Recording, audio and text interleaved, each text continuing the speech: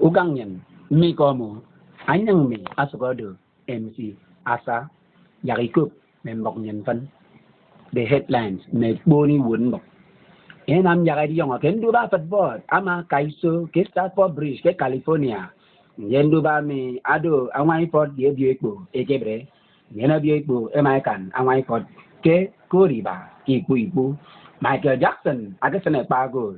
Yen Alaji Musa Yaradwa. Asana Yogoli ba. Iwo ken dutro ama boni tieti. Yen Lucky Dube, ake dogo free. Ama football mi. Abo yagaswana yen. Enam yagadi yong ke kamam moto. Ay sige yong ante fuel tanka. Ama nie accident. Kusongatiku Abubakar. Yen keke yen ang kwak. Egedo meninam ya accident ni tepe. Yen keke ma wat arokiso. Enang kwak awara yong eden.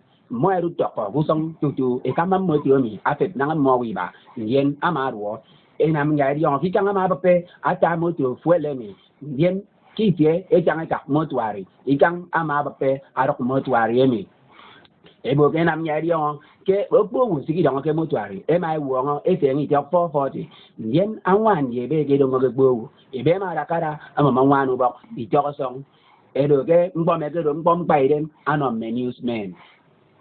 Enam yagadi yong ke amai pot progressive association ito ang yam form ebo ko puye minen nani pot ya po yong abanu kam dirong ke form ado 25 naira yung enam yagadi yong ko puye minen e kam mi pot ya ko ka plaza ku yo ke form ado 35 naira ndien po puye minen idari pot ya ko nyong aga primary school ke do go kirong mo so ndien ke form mi ado 50 naira.